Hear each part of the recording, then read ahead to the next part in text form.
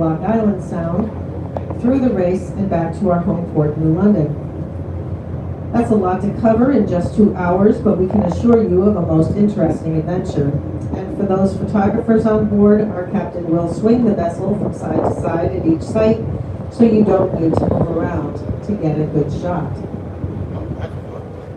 As the captain turns the boat, you may notice the state pier. It is right now about to be on the port side. The Connecticut Port Authority has made improvements to transform this into a heavy lift cargo port for a variety of modern uses. It has now been transformed into a staging and assembly area for the offshore wind industry.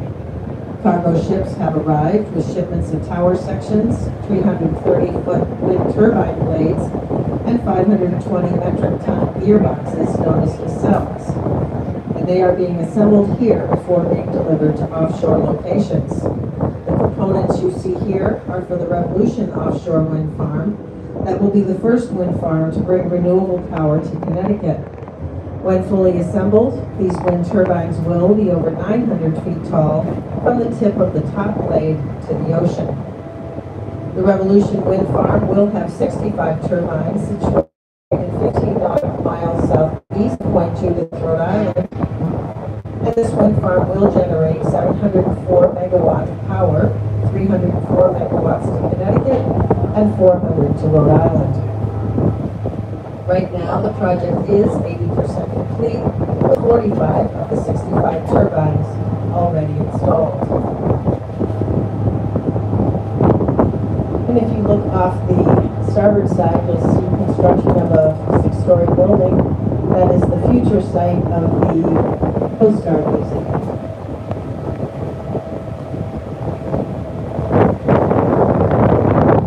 That museum will be an 80,000 square foot building with 5 stories, including a top floor with events and views of the waterfront.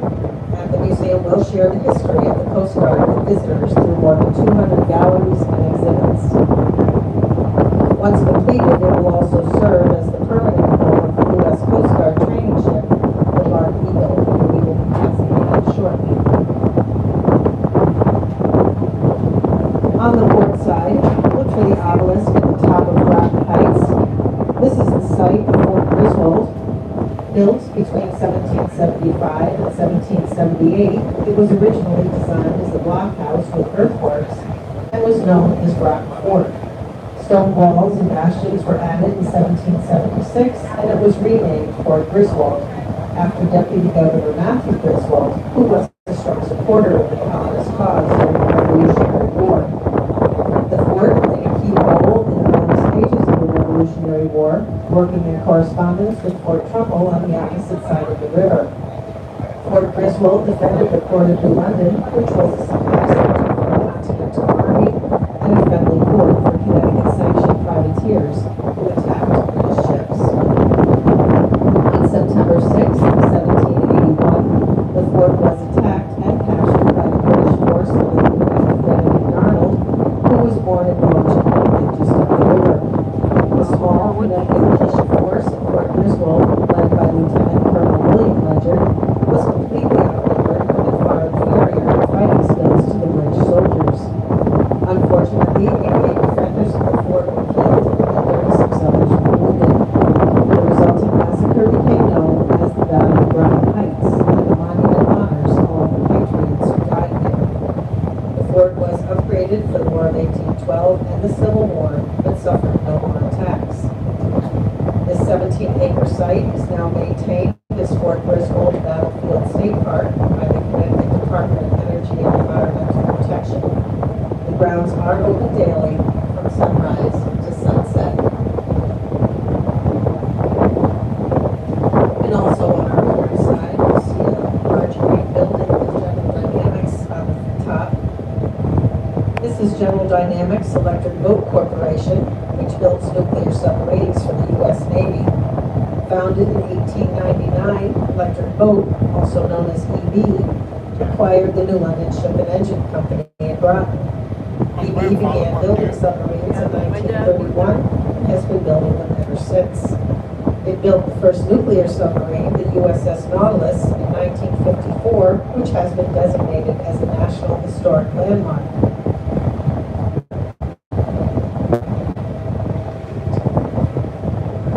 In 2022, it underwent a $36 million preservation project meant to ensure that it stayed in good shape for the next 30 years.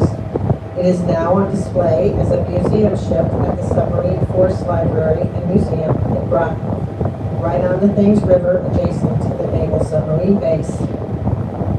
Today, Electric Boat is the design yard and prime contractor for the Virginia-class submarine program. On April 5th, 2025, EB celebrated the christening of the USS Iowa, SSN 797, to the U.S. Navy.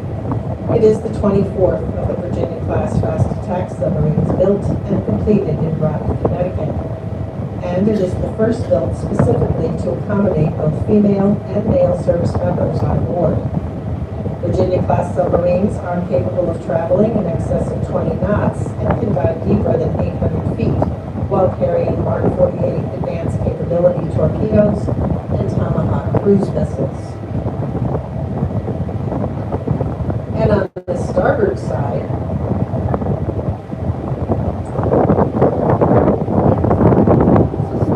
just past the Eagle, that is the United States Coast Guard cutter Eagle, which is America's tall ship. And she just returned from a 6-month deployment to the West Coast. She started out in Costa Rica, then Mexico, and then along the west coast of the United States from San Diego to Seattle, Washington. The Eagle was constructed in 1936 in Hamburg, Germany. The ship was originally named the Horst Wessel and was constructed by Adolf Hitler to train German naval engineers. The United States took Eagle as a war reparation following World War II. She arrived in New London in 1946. And right behind the Eagle was Fort Trumbull. That was the building that had the U.S. flag flying proudly on the top of the hill. In 1775, Governor Jonathan Trumbull recommended the building of a fortification at the port of New London to protect the seat of the government of Connecticut. And that fort was completed in 1777. On the morning of September 6, 1781, the same day that Fort Griswold was attacked, that same large British force, commanded by Benedict Arnold, attacked New London, commencing at Fort Trumbull. The defenders of Fort Trumbull briefly engaged the British before striking their guns and going across the river to join the larger force of defenders at Fort Griswold. That's the fort that we passed earlier. By the end of the day, most of New London lay in ruins after the British set it aflame. This was known as the burning of New London. Many of the defenders from New London who joined forces with those at Fort Griswold were killed after the British stormed that fort. And this is the only time that Fort Trumbull has seen military action. In the early 19th century, the fort was redesigned and rebuilt to meet changing military needs. The present fortification was built between 1839 and 1852 as a 5-sided, 4-bastion coastal defense fort. During the Civil War, Fort Trumbull served as an organizational center for Union troops and headquarters for the 14th Infantry Regiment.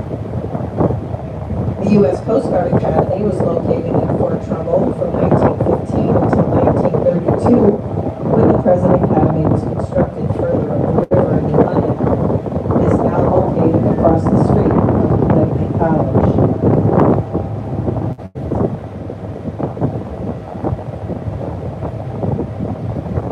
As we stay looking at the starboard side, or the New London side, the road paralleling the river is Pequot Avenue. This road follows the waterfront where you can find lovely homes, marinas, seafood restaurants, and many private beaches. The Mitchell College campus can be accessed from this road, and about halfway down is the Monte Cristo Cottage, which is the boyhood home of Nobel and Pulitzer Prize-winning playwright Eugene O'Neill. Further down is Ocean Beach Park, which is open to the public and features a white sugar sand beach and boardwalk attractions. Our first onshore lighthouse, the New London Harbor Light, is located on Pequot Avenue as well, which you can see in the distance off of our starboard bow. One notable resident of New London was the late Senator and Republican presidential nominee, John McCain, who lived on Ocean Avenue as a child when his father was stationed at the sub-basin Broad. Other notable residents of New London include Nathan Hale, the schoolmaster and patriot, Teresa Andrews, the winner of 2 Olympic gold medals in swimming in the 1984 Olympics, and Samuel Seabury, the first American Episcopal bishop. Some famous people who were born in New London are Gaten Matarazzo, who plays Dustin in Stranger Things, Chris Dunn, who has played basketball with the Portland Trail Blazers, the Minnesota Timberwolves, and the Chicago Bulls. A.J. Dillon, the running back for the Green Bay Packers, was born here, as was Jordan Reed, former tight end for the Washington Redskins, now the Washington Commanders. And if you now look on the port side, you'll see a pair of tall red and white smokestacks. This marks the West Campus of Pfizer Pharmaceuticals. Pfizer, which is headquartered in New York City, is considered to be one of the largest biopharmaceutical companies in the world. You may recognize it as being one of the pharmaceutical companies who, along with biotech, developed the COVID-19 vaccine. Beyond the smokestacks are 1,500 buildings all dedicated to research. The large eight-shift building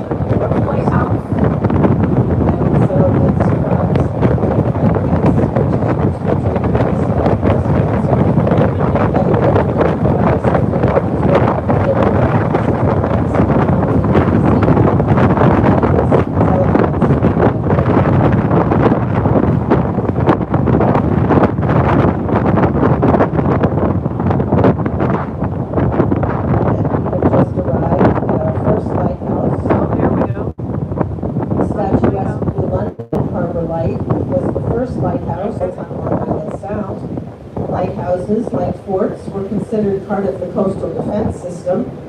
The original light was a 64-foot tall, hammer-dressed stone tower with a wooden lantern and was first lit the night of November 7th, 1761. The New London Harbor Light ranks as the 7th oldest lighthouse in the nation and is the oldest and tallest in Long Island Sound.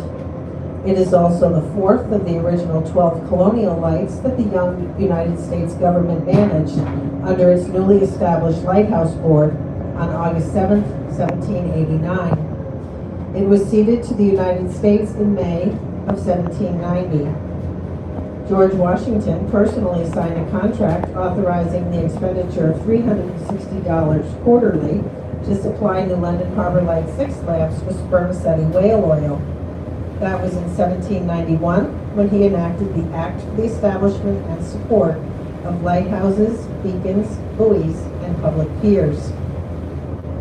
During the Revolutionary War, it gained fame helping pirates. Connecticut Governor Jonathan Trumbull had authorized the use of legal pirates, called privateers, to wreak havoc on British supply ships. The Harbor Lighthouse served as a beacon for these patriotic pirates, guiding them home